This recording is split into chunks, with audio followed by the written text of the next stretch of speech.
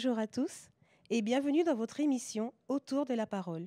C'est un plaisir de vous avoir sur notre chaîne Hope Polynésie afin de partager des réflexions sur les thèmes bibliques.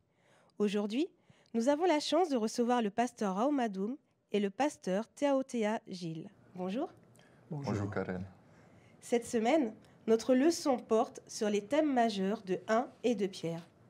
Comme vous le savez, nous avons débuté ce trimestre avec l'apôtre Pierre qui avait pour mission de prendre soin des brebis de Dieu. Pierre, cet homme d'abord autosuffisant, impétueux, trop confiant, impulsif, voire sanguin, puis transformé, repenti, un disciple, un leader, un homme de Dieu. De pêcheur de poissons à pêcheur d'hommes, Pierre, un exemple à suivre. Démarrons notre leçon par la prière du pasteur Doum. Seigneur, notre Dieu, notre bon et tendre Père Céleste, nous sommes ici devant toi, nous allons ouvrir ta parole. Mais en toute chose, Seigneur, nous voulons invoquer ton Saint-Esprit. Que ton Saint-Esprit puisse nous guider dans notre partage, dans nos discussions. Père éternel, que tu puisses bénir ce moment, et également tous ceux qui sont là, qui nous écoutent et qui nous regardent. Par le bon nom de ton Fils Jésus-Christ. Amen. Amen. Merci, pasteur. Nous vous rappelons que nous sommes à la conclusion de ce trimestre. Le verset de cette semaine se trouve dans 1 Pierre, chapitre 2, au verset 24. Il a lui-même porté nos péchés en son corps, sur le bois, afin que, morts au péché, nous vivions pour la justice. Et c'est par ces meurtrissures que vous avez été guéris. Nous devrions faire un petit résumé des épîtres de 1 et de Pierre pour ceux qui nous suivent, afin de savoir quel genre d'équilibre nous pouvons trouver dans ces épîtres. Donc dans 1 Pierre 1, dans le premier épître de Pierre, qu'est-ce que l'on peut trouver? Alors, dans le premier épître de Pierre, juste avant de dire ce que Pierre est en train d'écrire, je pense qu'il est quand même intéressant de nous rappeler encore le contexte dans lequel Pierre est en train d'écrire. Oui. Alors, il faut savoir que nous sommes vers 60-64 avant Jésus-Christ et l'empereur en question est l'empereur Néron, qui, suite à un incendie de Rome, va accuser les chrétiens d'être responsables de cet incendie. Donc, malheureusement pour eux, les chrétiens seront mal vus et par la suite, ils seront persécutés. Ils seront donc persécutés. Et donc, face aux difficultés auxquelles les chrétiens doivent faire face, l'apôtre Pierre, dans son premier épître, souhaite à travers cette lettre les encourager à tenir ferme dans l'épreuve et surtout qu'ils doivent se rappeler de fixer le regard sur Jésus-Christ. Voilà. D'accord. Et donc du coup, les souffrances causées par la persécution ont donc amené Pierre à méditer sur les souffrances et la mort de Jésus. Voilà. Donc du coup, grâce à cette mort, nous savons que nous avons le salut. Alors, dans le deuxième épître de Pierre, de quoi va-t-il parler? Parce que dans le premier épître, nous avons vu ensemble que c'était la persécution que les chrétiens subissaient. Et dans le deuxième épître, il est question de quoi, plus particulièrement? Peut-être de la fausse doctrine, des faux enseignements? Oui, tout à fait. Et donc, comme le pasteur Rauma nous a présenté un peu le contexte, dans le deuxième épître de Pierre, donc il y a toujours cette idée d'encourager les membres d'Église éparpillés dans le monde à rester fidèles aux enseignements de Jésus-Christ, fidèles à la parole de Dieu, mais également les informer par rapport aux faux docteurs, aux faux prophètes, qui pourraient surgir non seulement dans la société, mais dans l'Église elle-même. Et je pense que deuxième épître de Pierre est un avertissement. Donc Pierre est en train d'informer, d'avertir les membres d'Église qu'il faut faire attention aux faux prophètes. Et donc nous avons également aussi des recommandations et surtout ciblées sur le retour de Jésus. Et je pense que globalement, Pierre est en train d'encourager les membres d'Église éparpillés, menacés par la persécution, d'être fidèles jusqu'au bout. Justement, il est dommage de savoir qu'il pourrait y avoir des faux prophètes au sein de l'Église, parce on a envie d'être attiré par ces personnes qui ont une bonne élocution, ces personnes qui montent sur la chair et qui parlent bien. Et du coup, comment faire la différence entre quelqu'un qui est vraiment inspiré de Dieu et quelqu'un qui parle juste pour le plaisir de parler? Comment faire la différence? Est-ce que c'est par rapport à la vie ou comment faire? Voilà, la Bible est claire par rapport à cela, hein. Et la question se pose, comment reconnaître les faux prophètes? Et d'ailleurs, Jésus, dans l'Évangile, dit, c'est par leurs fruits que vous les reconnaîtrez. Oui. Et donc, à la loi et au témoignage. Donc, la parole de Dieu est là pour nous aider à identifier, à discerner le bien du mal. D'accord. Et maintenant, avec notre Bible, quel rôle l'Écriture, donc la parole de Dieu, doit avoir comme place dans ma vie spirituelle? Est-ce qu'il faut prendre pour acquis? Est-ce que la Bible est encore d'actualité en 2017? Ou est-ce que c'était seulement valable du temps des apôtres, des prophètes, des disciples de Jésus? Comment faire? Enfin, est-ce que c'est encore d'actualité? Alors, comme on le dit très bien, la Bible est la parole de Dieu. Et donc, si la parole, on nous dit que c'est la parole de Dieu, Dieu est un Dieu éternel. Alors, on peut supposer que la parole de Dieu est aussi une parole éternelle, qui non seulement a été écrite pour, à l'époque donc, des prophètes, donc des gens de l'Ancien Testament, et à l'époque même des apôtres, et ainsi que les nouveaux chrétiens qui ont commencé ce qu'on voit dans l'Acte des apôtres, mais que la parole de Dieu nous est adressée encore aujourd'hui, et notamment pour nous préparer pour cet événement à venir, qui est le fameux retour de Jésus-Christ. Justement, en parlant de ces prophéties, donc nous savons que certaines prophéties de la Bible ont été déjà réalisées, et donc il y en a qui ne sont pas encore réalisées, ou nous attendons juste la dernière qui est le retour de Jésus. Est-ce qu'il y en a d'autres qui n'ont pas encore été réalisées? Eh bien, il faudrait savoir qu'il y a plusieurs prophéties qui existent dans la parole de Dieu, de Genèse à Apocalypse. Il y a des prophéties qui se trouvent dans l'Ancien Testament. Il y a également des prophéties qui se trouvent, qui ne sont pas encore réalisées, dans le Nouveau Testament. Donc, plus précisément, on parle des événements, l'étude des événements juste avant le retour de Jésus. Donc, tout cela est ciblé sur le retour de Jésus. Premièrement, l'Ancien Testament. Les prophéties dans l'Ancien Testament concernent la première venue de Jésus en tant que sauveur dans le monde. Il y a d'autres prophéties, dont Daniel, même dans Apocalypse, qui nous détaillent plus précisément les événements qui se produiront juste avant le grand retour glorieux de notre Seigneur Jésus-Christ. En fait, quand la parole de Dieu, si nous lisons dans 2 Timothée, chapitre 3, verset 16, est inspirée de Dieu. Et si on rebondit sur votre question, est-ce que la Bible est d'actualité aujourd'hui? Nous disons oui, parce que c'est la parole de Dieu, parce que l'auteur de la Bible, c'est Dieu lui-même. Et comme Dieu est immortel, n'a pas de commencement ni fin, la parole de Dieu, c'est la parole de Dieu, et toujours d'actualité aujourd'hui. Comme certains disent, la parole de Dieu, ce n'est que des fables. Nous, en tant que chrétiens, nous croyons que la parole de Dieu est la règle de foi de tout chrétien. Justement, on vient de parler du retour de Jésus. Doit-on vivre dans la crainte de son retour ou au contraire, doit-on l'attendre et avoir une espérance et une foi et lui demander de revenir rapidement? Quel doit être notre état? Je pense que, à mon avis, je pense que nous savons que Jésus revient bientôt et nous sommes en train de l'attendre. Et voilà le moment le plus difficile, c'est cette attente. Donc, il ne faut pas imaginer, croire que le diable va nous laisser libres, tranquilles pendant cette attente. Il mettra tout en œuvre pour que nous puissions renier notre foi pendant cette attente.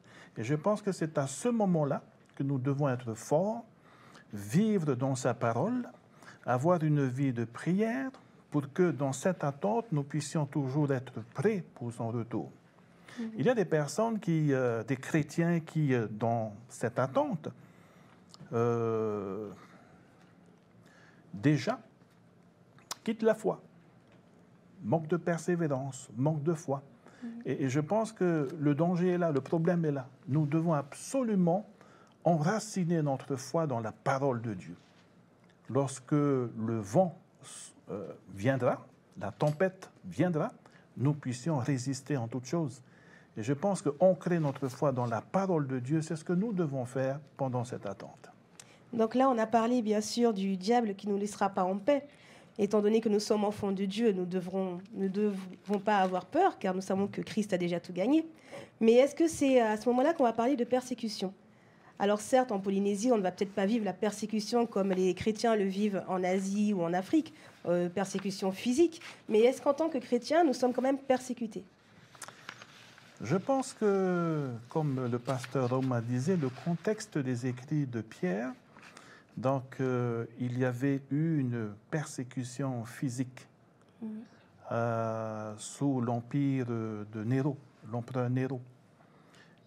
Et à la fin de ces persécutions, qu'est-ce que l'ennemi a fait? Il a arrêté de persécuter les gens pendant un moment donné parce qu'il le sait, il savait et il le sait que persécuter les chrétiens n'est pas une bonne chose, n'est pas une bonne stratégie pour éloigner le chrétien de la foi. Plus il y a la persécution, eh bien plus la foi des chrétiens était affermie dans la parole. Donc aujourd'hui, il change sa stratégie. Aujourd'hui, c'est la guerre de la connaissance. Si vous vous rappelez dans Osée chapitre 4, verset 6, « Mon peuple périra par manque de connaissance. » Aujourd'hui, nous sommes en plein dans cette guerre de connaissance entre la vérité et l'erreur.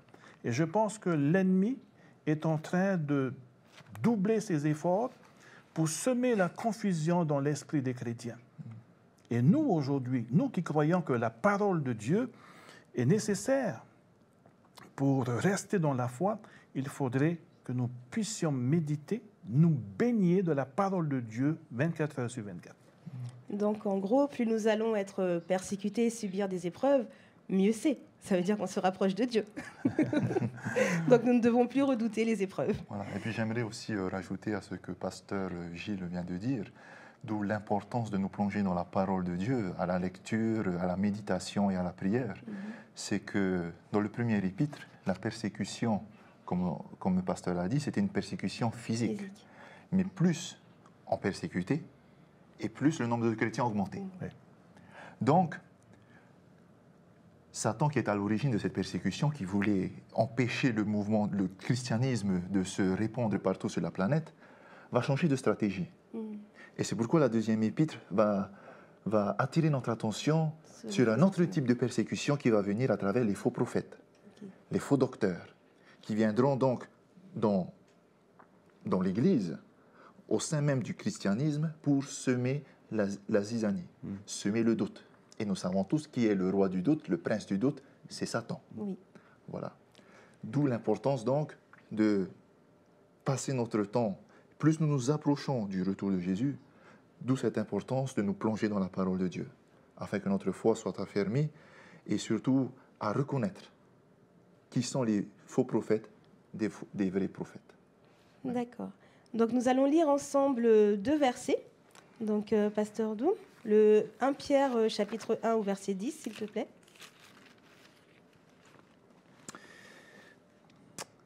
Alors, le verset 10.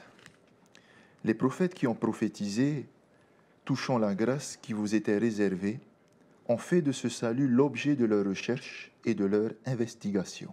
D'accord. Et le deuxième verset, 2 Pierre chapitre 3, verset 1, pasteur Théotéa, s'il te plaît. Oui, nous lisons « Voici déjà, bien-aimés, la seconde lettre que je vous écris, dans l'une et dans l'autre, je cherche à éveiller par des avertissements votre saine intelligence. » Alors on voit dans ces passages, j'aimerais qu'on voit ensemble quelles sont les personnes qui sont mentionnées dans ces passages. Alors, dans le premier passage, dans 1 Pierre 1, verset 10, on nous parle des prophètes. Voilà, les prophètes qui ont prophétisé et qui ont touché la grâce. Voilà, comme on l'a dit tout à l'heure, c'est que Pierre va attirer l'attention sur les prophètes qui, selon leurs écrits, selon leurs dires, la prophétie s'est accomplie. C'est accomplie en Jésus-Christ. D'où donc l'intérêt, en tant que chrétien qui est persécuté, de fixer ses regards sur Jésus-Christ, qui lui-même est passé par la persécution. Mais en passant par la persécution, comme nous dit les évangiles, nous savons ce qui s'est passé après. Jésus n'est pas resté dans la mort, n'est pas resté enfermé dans la mort, mais il a vaincu la mort. Et c'est pourquoi 3 jours après, il a été ressuscité. Oui. Donc, les prophètes qui sont mentionnés ici vont permettre de donner cette espérance aux chrétiens qui sont persécutés. Que si la prophétie s'est accomplie, la prophétie à venir qui concerne le retour de Jésus va aussi s'accomplir. D'où l'espérance qu'un chrétien doit avoir. D'accord. Et comment l'apôtre Pierre va se situer, lui, par rapport aux prophètes? À travers les prophètes, le chrétien aujourd'hui sait où est-ce qu'il va. D'accord.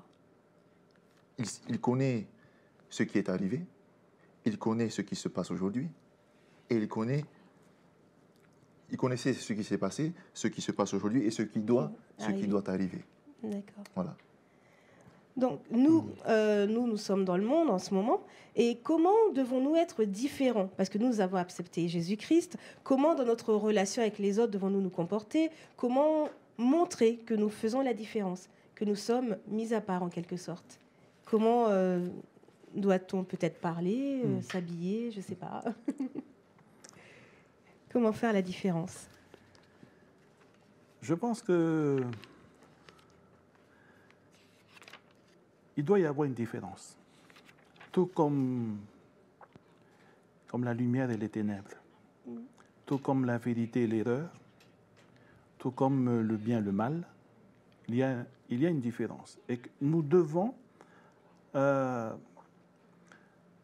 refléter dans ce monde la parole de Dieu, refléter le caractère de Dieu. Et pour cela, nous devons nous donner totalement au Seigneur et non pas être des adventistes uniquement le sabbat. Et dans la semaine, nous faisons autre chose. Je pense qu'il faudrait un engagement vraiment sincère par rapport à ce que Dieu nous demande d'être. Et par la parole de Dieu, nous pouvons être différents du monde. Cela ne veut pas dire de ne pas vivre dans le monde. Parce que le Seigneur, excusez-moi, nous envoie dans le monde, mais ne pas être comme le monde. Il y a cette tendance à s'éloigner du monde, à partir dans les provinces, à vivre dans les campagnes. Et je pense qu'il y a quelque chose qui ne va pas, comparé à lorsque nous étudions la parole de Dieu. Et lorsque nous lisons dans Jean, chapitre 17, lorsque nous méditons sur la prière que Jésus a adressée à son Père en faveur des disciples, cette prière nous enseigne vraiment qu'il faut être dans le monde, mais pas vivre comme le monde. Et il faudrait vraiment que nous puissions refléter le caractère de Dieu, sa parole dans toutes nos actions, pensées, dans nos mains, dans notre vie. Et je pense que avec Dieu, tout est possible. Et nous n'avons rien à craindre, parce que Dieu nous a envoyé son Saint-Esprit, le Consolateur, qui est avec nous tous les jours. Et puis, je pense qu'il faut avoir confiance en Dieu totalement. Donc, nous devons nous confronter au monde et pas nous conforter dans ce monde. Donc, voilà, ne pas y rester et voilà, faire la différence. Donc, toutes les personnes qui vont nous entourer vont voir qu'on a justement ce caractère de Jésus, que nous sommes doux, humbles. Voilà. Et donc, j'encourage d'ailleurs, l'apôtre Pierre va bien dire dans son premier épître, à partir du verset 4, chapitre 1, verset 14 à 16, il va dire « Comme des enfants obéissants, ne vous conformez pas aux convoitises que vous aviez autrefois quand vous étiez dans l'ignorance. Mais puisque celui qui vous a appelé est saint, vous aussi soyez saints dans toute votre conduite selon qu'il est écrit, vous serez saints car je suis saint. » Merci. Donc nous avons vu dans notre leçon que Pierre va aborder 5 thèmes fondamentaux. Le premier thème, bien sûr, c'est la souffrance de Jésus, souffrance qui nous a conduit à notre salut. Est-ce que vous pouvez en toucher un mot pour ceux qui nous écoutent? Donc cette souffrance que Jésus, être saint, totalement saint, est venu subir sur cette terre pour nous, pécheurs. Pourquoi? En fait, je rejoins ce que le pasteur Rauma disait tout au début. Il faudrait considérer le contexte. Les chrétiens étaient persécutés. Et présenter Jésus sur la croix Et je pense que cela avait beaucoup aidé les chrétiens à surmonter les obstacles. Parce que qui a souffert comme Jésus parmi nous? Personne. Sa souffrance est incomparable. Alors le fait de présenter Jésus sur la croix est un exemple vraiment encourageant pour les chrétiens persécutés sous l'empire de Néron. Et je pense que Pierre a bien fait les choses, l'Esprit a bien fait les choses à travers l'apôtre Pierre, qui a vraiment encouragé ces chrétiens persécutés à travers ce message qui est la souffrance de Jésus. Justement, si Jésus-Christ a déjà souffert pour nous, sommes-nous en droit quand même de nous demander pourquoi nous souffrons encore aujourd'hui? C'est une bonne question. Mais il faudrait savoir que nous sommes en plein dans ce conflit cosmique entre le bien et le mal, et que la souffrance est là, suite au péché d'Adam et Ève. Le malheur est là, les problèmes sont là, et nous vivons avec ces problèmes, ces souffrances dans le monde. Mais sachez qu'avec Jésus, nous pouvons surmonter ces obstacles, utiliser ces problèmes, ces souffrances pour grandir dans la foi. Et voilà ce qui fait toute la différence. Parce que pas mal de chrétiens, lorsqu'ils affrontent des problèmes dans la vie, des souffrances, des problèmes, des moments difficiles, ils utilisent cela pour quitter l'Église, pour s'éloigner de Dieu. Or, l'apôtre Paul, l'apôtre Pierre nous enseignent qu'il faut utiliser nos problèmes, nos souffrances pour grandir dans la foi. Et je pense que c'est un exemple pour chacun d'entre nous aujourd'hui. Donc il faudrait accepter Jésus-Christ et avec lui nous avons le salut. Notre deuxième thème que Pierre aborde, c'est la connaissance de Dieu. Donc justement, comment faire pour nous encourager les uns les autres? Alors, comment nous encourager les uns les autres? C'est en ayant justement ce caractère qui est celui de Jésus-Christ. D'où l'amour prime toute autre chose. C'est cet amour qui va engendrer donc le respect, le pardon, et ainsi que les fruits de l'esprit qui nous sont présentés dans Galates par l'apôtre Paul. Et ces fruits de l'esprit qui vont justement susciter et apporter l'unité au sein de l'Église. Et il faut qu'il y ait cette unité pour pouvoir braver tous les obstacles que Satan va mettre sur notre chemin pour nous détourner de ce retour qui est celui de Jésus-Christ. D'accord, merci. Le troisième thème, toujours abordé par Pierre, c'est l'espérance. Donc du coup, on sait que nous ne devons pas avoir peur du retour de Jésus. Au contraire, nous devons l'attendre avec impatience. Mais est-ce que le jugement commencera par la maison de Dieu, par l'Église? Et justement, pourquoi ce retour tarde-t-il tant? Alors, ce que je peux répondre à cela, parce que le thème sur le jugement, c'est un thème qui est très grand, ce que je peux dire, c'est de lire Romains, chapitre 8, verset 1. Celui qui est en Christ, il n'y a pas de condamnation. Donc, celui et celle qui se donne à Jésus, maintenant même, il est protégé par la grâce de Dieu. Donc, dans cette attente du retour glorieux de Jésus, si nous sommes en Christ, nous n'avons pas à craindre du jugement, parce que nous vivons dans la grâce. Et si toutefois nous avons péché, si nous lisons dans 1 Jean chapitre 2, verset 1, Jean dit bien, « Mes petits-enfants, je vous écris toutes ces choses, afin que vous ne péchiez point. Mais si toutefois vous péchiez, nous avons un avocat dans le ciel, Jésus-Christ. » Et je pense que dans cette attente, je pense que nous devons résider dans la parole de Dieu et laisser Jésus demeurer en nous. Oui. Dans cette attente, nous allons être victorieux. Merci. Le quatrième thème donc, qu'on aborde, c'est bien sûr l'ordre dans la société et l'ordre dans l'Église. Nous savons donc que nous devons être extérieurs au monde, mais est-ce que ça veut dire ne pas respecter les lois de la société? C'est faire quoi exactement? Jésus lui-même, dans l'Évangile, a encouragé ses disciples à respecter les lois de la société. Et Pierre aussi nous dit cela. Pourquoi? Parce que dans cet épître, c'est que Dieu aussi veut nous apprendre à respecter et à obéir déjà sur cette terre. Oui. Pour que lorsque nous serons dans le ciel, il y aura toujours, on va dire, Une organisation. cette organisation, mais cette fois-ci, ce ne sera plus une organisation d'hommes, mais une organisation divine. Et donc, c'est pour nous apprendre aujourd'hui à obéir. Et comme mon grand-père l'a toujours dit, avant de diriger, il faut savoir obéir. Oui. Et pour terminer, le dernier thème, c'était vraiment le rôle de l'écriture dans notre vie. Donc nous savons que la Bible est la parole de Dieu et la parole de Dieu doit avoir toute autorité dans notre vie. Donc devenons des maillons de transmission de la bonne nouvelle, laissons Dieu nous utiliser pour sa gloire. La vérité nous transforme et fait de nous des gens qui s'aiment avec ferveur et avec un cœur pur. Pierre met l'accent sur la vie chrétienne. Il lie la purification de nos âmes à l'obéissance et à la vérité. Nous arrivons à un moment où, plus que jamais auparavant, nous aurons besoin de nous appuyer les uns sur les autres, travailler à l'unisson. L'union fait la force. La discorde et la désunion n'apportent rien que la faiblesse. Donc cela, je l'ai pris avec Madame Ellen White dans Message choisi. Et là, c'était le mot de la fin. Je vous rappelle que le trimestre prochain, la leçon s'intitulera « L'Évangile dans l'Épître aux Galates » et la première leçon sera Paul, l'apôtre des gentils.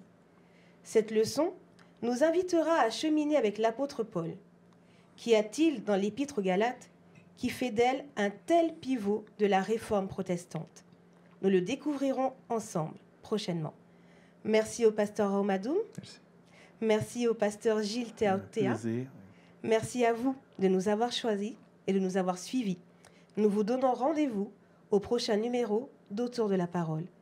Et nous vous laissons avec ce texte de Madame Ellen White dans Conquérant Pacifique. Ferme jusqu'à la fin.